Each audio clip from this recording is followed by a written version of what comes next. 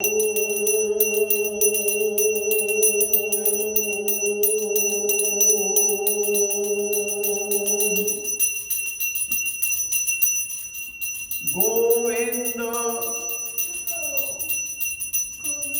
गोविंद माधव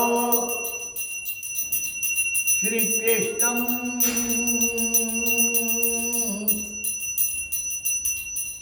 मुरलीधर गोपाल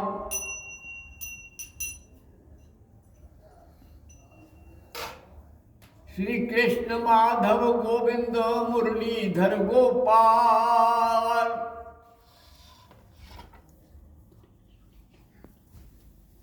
द्वार तुम्हारे हम पड़े, कृपा करो नदलाल। ओ तन से मन से तनसो मनसो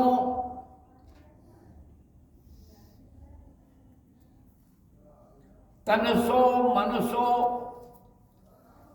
बुद्धि सो मैं हूं नाथ विकलांग।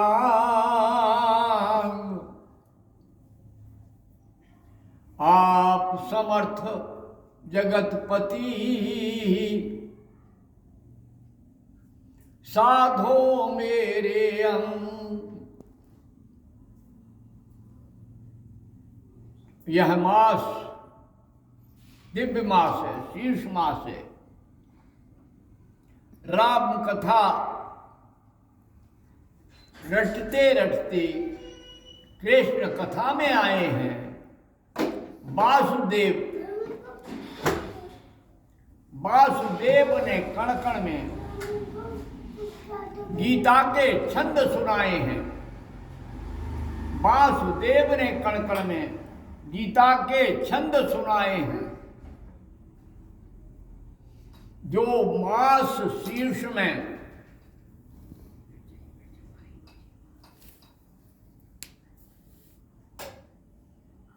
श्रीमद् गीता पाठ किया करता है, वह तो असंख्य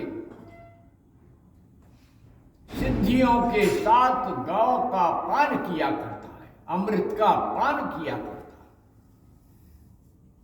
सभी मिलकर गीता का पाठ किया करें। जहां जो है वो गीता का वाचन करें। एक एक अध्याय में धर्म क्षेत्र में, कुरुक्षेत्र में इकट्ठे हुए पांडवों के पुत्रों ने और मेरे पुत्रों ने क्या किया, ये संजय मुझे बताओ। हम सब संजय हैं, हम सब धृतराष्ट्र हैं, सब अंधे हैं। सबको कोई रास्ता दिखाने वाला कान्हा चाहिए, कोई सारथी चाहिए। अर्जुन को भी विवेकहीन होने पर कोई महायोगी कृष्ण चाहिए, कोई योगेश्वर कृष्ण चाहिए। लेकिन योगेश्वर का चैतन्य जब श्रीमद् भागवत का पाठ करेंगे,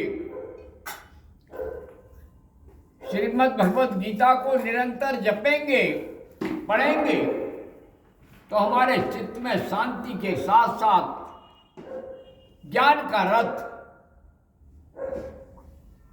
और भगवान के अमृत वचन हम में आ जाएंगे। और फिर हम गीता के लिए ऐसे गाएंगे, चलते फिरते कंठस्थ हो जाएंगे।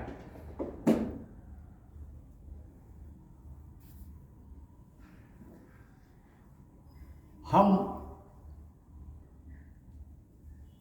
गीता कितना अमर है,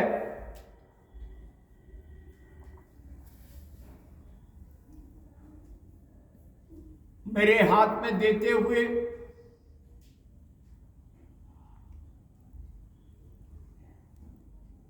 गुरु की कृपा ने गीता के अमृत को बचपन में मुझे पिला दिया। वो प्रतिदिन एक श्रीमद् भगवद गीता का श्लोक पढ़ते थे, कक्षा से अलग ले जाते थे मुझे। कक्षा 6 की बात। एक दिन मैंने उनसे पूछा, आप मुझे ही क्यों अकेले में ले आते? तो उन्होंने कहा, मैं तुम्हें गीतामय बनाना चाहता हूं। तुम्हारे लिए एसडीएम ने कक्षा 4 में गीता दी थी, तुमने संभाल के रखी है।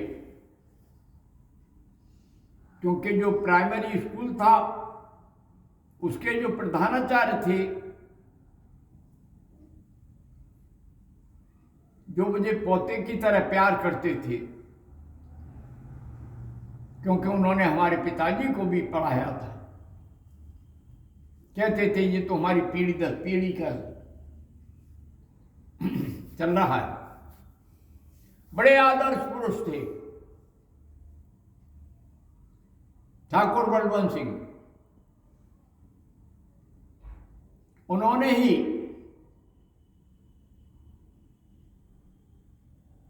जूनियर हाई स्कूल की स्थापना की थी। हम लोग पहले दूसरे बैच के ही छात्र थे, और फिर वो हाई स्कूल हुआ, इंटर हो गया, क्या क्या हो रहा है, चल रहा है।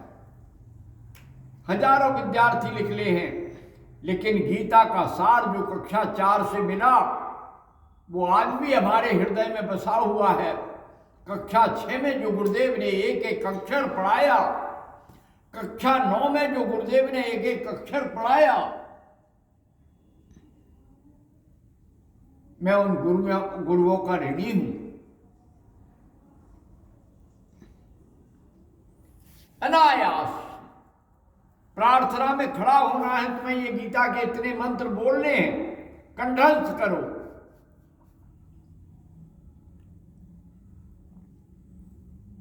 और उन्हें गीता कंठस्थ थी, संपूर्ण श्रीमद् भागवत गीता उन्हें कंठस्थ थी।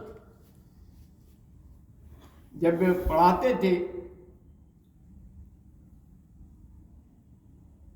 शास्त्री जी, ऐसा लगता था जैसे कोई वेदज्ञ एक एक अक्षर अमृत की तरह बांट रहा हो।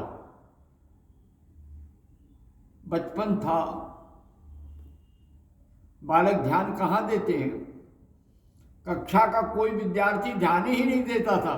कोशिश ये करते थे कि पीछे की पंक्ति में बैठ जाए, शास्त्री जी देखेंगे तो खड़ा कर देंगे, ये श्लोक सुनाओ, ये श्लोक सुनाओ। लेकिन जब मैं प्रोफेसर हुआ, जब मैं शिशु मंदिर में आचार्य हुआ, तब मुझे लगा कि वो जो अमृत पिलाया वो मेरे काम आ रहा है, और मुझ में योग की धारा फूट रही है। बचपन से फूटी हुई योग की धारा निरंतर आज तक बढ़ती रही है। एक प्रचारक आते थे जो मुझे कहा करते थे, तुमको ये प्राणायाम करो, ये आसन करो, तुम्हारे शरीर में स्वतः होते हैं। मुझे लगता था, डर लगता था उनसे कि ये मेरे ही पीछे क्यों पड़े रहते हैं, गांव में बहुत से बच्चे हैं। तो भैया,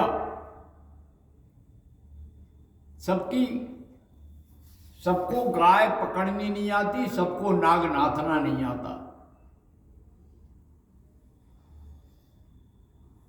कोई बिरला ही है कन्हैया जो नाग का नथैया और वृंदावन की कुंज गलिन में